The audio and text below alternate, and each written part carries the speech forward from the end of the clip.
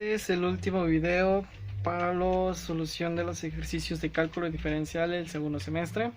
Soy Luis Alberto Ramos Rodríguez del segundo A. Bueno, esta vez comenzamos con la grabación de este video. Por esta ocasión no pude grabarlo como tal por la cámara. Tengo un problema con el almacenamiento de mi dispositivo, profesora. Así que voy a explicarlo por notas de voz y por fotos sobre los procedimientos que se tienen que hacer para la solución de este problema. Ok, como tal, el problema que tenemos que dar solución dice de la siguiente forma. Se trata de velocidad de un pistón. Dice, el motor que se muestra en la figura 2.38, una varilla de 7 pulgadas, está conectada a un cigüeñal de 3 pulgadas de radio, que gira en sentido contrario a la de las manecillas del reloj, a 200 revoluciones por minuto. Calcular la velocidad del pistón cuando el ángulo es igual a pi entre 3. Y pues aquí tenemos la imagen sobre del cigüeñal del pistón, y al momento del que gira forma un tipo de triángulo, y este triángulo nos representa de la siguiente forma. Dice que la varilla es de 7 pulgadas, la varilla representa el cateto más largo que hay, o bueno, por así decirlo, el cateto largo, que son de 7 pulgadas, y ahí nos marca un triángulo de 7, y que está conectada a un cigüeñal de 3 pulgadas. Es decir, es la parte recta del otro cateto, el otro cateto adyacente, que es de 3, y tenemos un ángulo, pero ese ángulo no puede ser como pi entre 3, y tenemos un lado o la hipotenusa desconocida. Bueno, una vez analizando esto, tenemos que empezar a hacer una representación. Esta misma representación lo pasamos como anotando, y nos damos cuenta que vamos a utilizar un diferente al cateto, es decir, a la hipotenusa. Y no se va a usar lo que es el teorema de Pitágoras, es decir, que se va a utilizar otro. Y en este caso van a ser sobre ley de senos y ley de cosenos.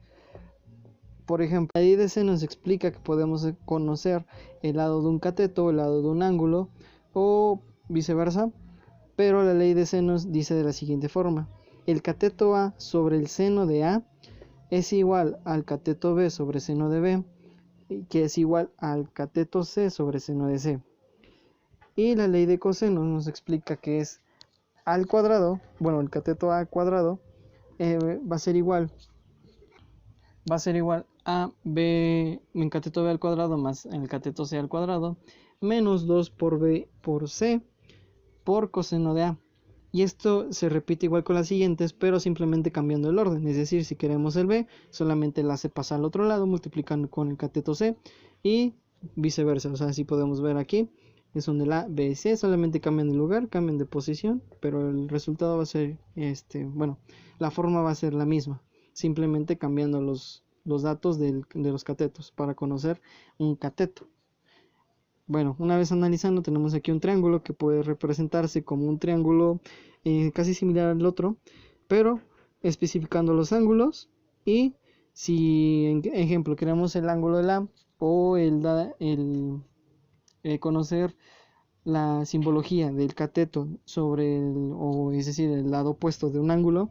Por ejemplo, aquí tenemos el A del ángulo A y su cateto opuesto, es decir, el que está enfrente de él, va a ser el cateto A. Aquí se representan por los ángulos mayúsculas y los catetos minúsculas. Así se representa de las siguientes formas: con el ángulo B, con el ángulo C. Sus catetos van a ser el opuesto, es decir, que están enfrente de él. Con esto podemos decir que se va a ocupar la ley de cosenos. Como representamos en ese lado, bueno, en esa ilustración de cómo es un triángulo con los valores que nos da, tenemos que saber el valor del ángulo, o más bien tenemos que poder definir cómo es el valor del ángulo. Una vez viendo los resultados o los datos que nos da el triángulo, tenemos que utilizar la ley de cosenos. Pero si se dan cuenta, tenemos con la ayuda de la representación anterior, el cateto B o en B minúscula va a ser 7, el cateto A minúscula va a ser 3. Entonces, como tal, el ángulo va a ser opuesto al cateto que está enfrente de él, es decir, el ángulo enfrente del cateto B. Entonces estamos diciendo que es beta. Y si es beta, tenemos los datos del cateto B minúscula, Y utilizando la ley de coseno de B del cateto B, nos queda de la siguiente forma. B es igual al 7, entonces sería 7 al cuadrado, va a ser igual al cateto A minúscula, que es 3, va a ser 3 cuadrada, más el cateto o la hipotenusa que está por debajo de nosotros, bueno, debajo de la figura, que va a ser x, pero x al cuadrado, menos el 2 por 3 por x, es decir, por los valores del A y del C. Y este último se multiplica por el coseno del ángulo. Las derivaciones explícitas, las derivaciones implícitas, dan una cierta solución para conocer la ecuación de dicho problema, es decir, dar la ecuación y dar el resultado sobre los valores que nos dan. Una vez conociendo las fórmulas, que dependiendo del contexto en el cual se pide, y obviamente pues analizando bien el problema. En este caso es una derivación implícita, vamos a tener que conocer el valor de las derivadas o de la ecuación de las derivadas. Una vez que se hace la derivación implícita, es decir, vamos a derivar toda esta función que hicimos y el resultado va a ser igual a 0 igual a 0 más 2x menos 6x al coseno del ángulo. En este caso, ¿por qué 0? Porque al momento que se multiplica se vuelve una constante, entonces no tiene un sentido que se ponga como un valor de 2 por 7, sabiendo que es una constante, ¿ok? Bueno, las derivaciones implícitas se definen por lo siguiente. Tenemos, una vez que tenemos esos datos, pues igual se pasan a 0, es igual a 2x, pero si vemos es una multiplicación que es derivada de x con respecto al tiempo, es decir, las revoluciones que hace o los movimientos que hace este pistón van a ser por tiempo, entonces todo se va a derivar por tiempo. Pero por ejemplo, si aquí nos piden x, va a ser la derivada de x con respecto al tiempo. Después seguimos con aquí tenemos dos valores que están multiplicando por sí mismos, es decir, que se va a hacer una regla del producto, que es multiplicando derivando la primera por la segunda sin derivar, y después sumando la primera del primer elemento por la derivada del segundo término, es decir, que es igual a 6, la derivada de 6x va a ser 6, e igual, haciendo la misma derivación implícita, tenemos los valores de dx con respecto al tiempo por coseno del ángulo. Es decir, es el segundo término sin derivar. Después se suma el primer término sin derivar por el segundo término a la derivada. Es decir, por la derivada de coseno es igual a seno del ángulo, pero como en este caso se deriva respecto al ángulo, pues se pone derivada del ángulo con respecto al tiempo. Una vez haciendo las operaciones, nos queda como 0 igual a 2x por derivada de x con respecto al tiempo, menos 6 con derivada de x con respecto al tiempo por coseno del ángulo, más 6x por seno del ángulo multiplicado por la derivada del ángulo por la de respecto al tiempo. Ahora nos pide encontrar la ecuación de la derivada, es decir, vamos a encontrar la ecuación de una dicha derivada. Aquí se aplica un despeje.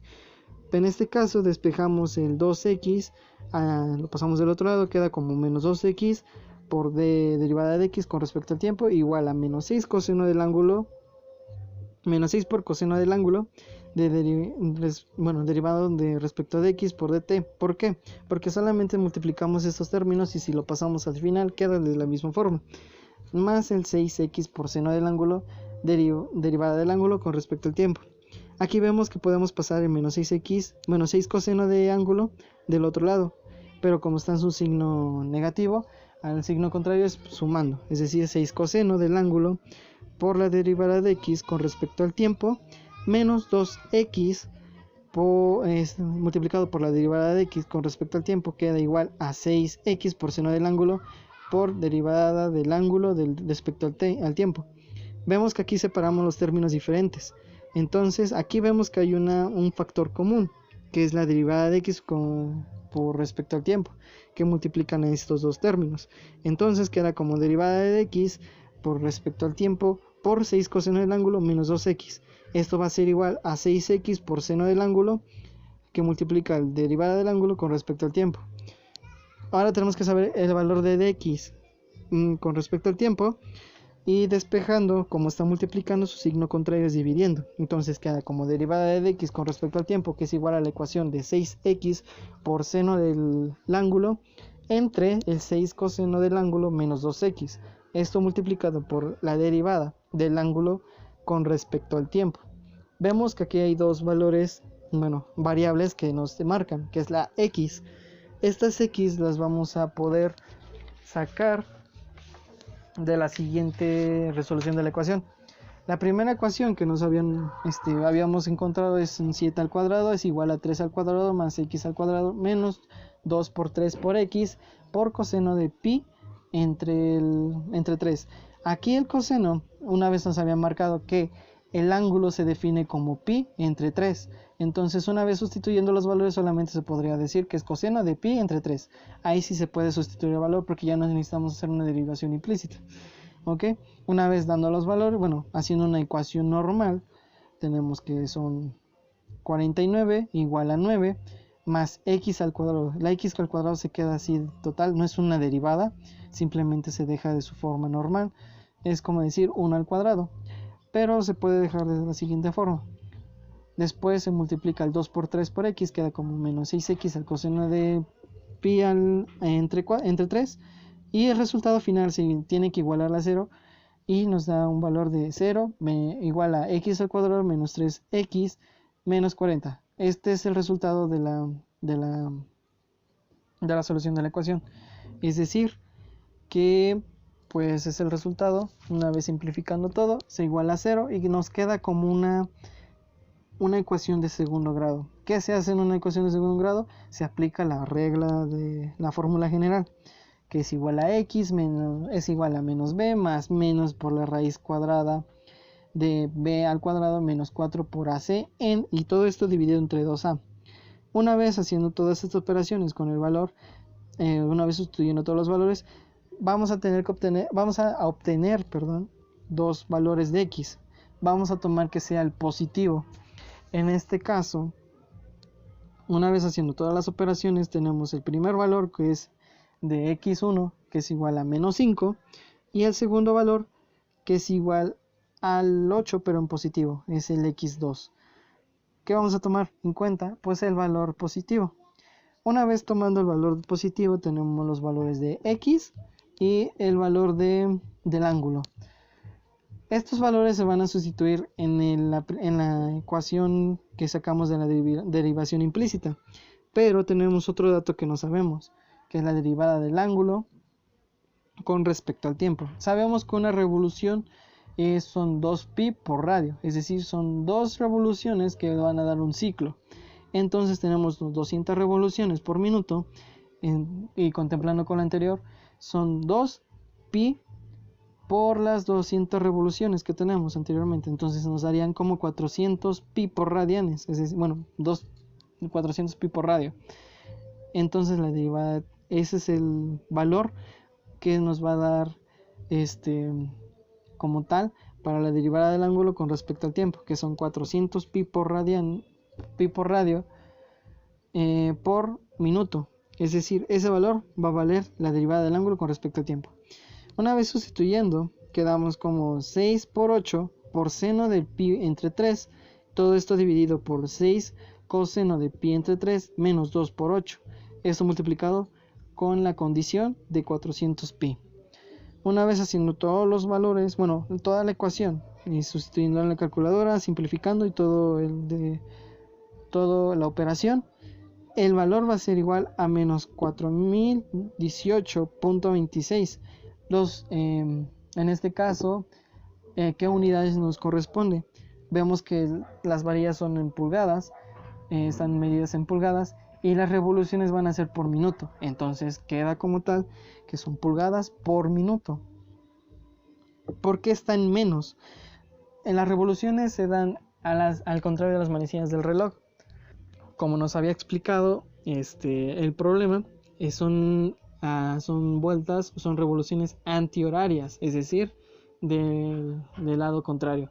Por eso se le pone como menos, porque van en esa dirección. Entonces el resultado de toda esta ecuación que nos piden la velocidad va a ser igual a menos 4018.26 pulgadas por minuto. Sin nada más que decir, esta es la solución y el último video de la evaluación del segundo semestre de cálculo diferencial. Lástima que no pude grabarlo por condiciones de almacenamiento de mi dispositivo. Así que pues un fuerte saludo y un gracias por todo, profesora, porque nos ayudó mucho en esta materia.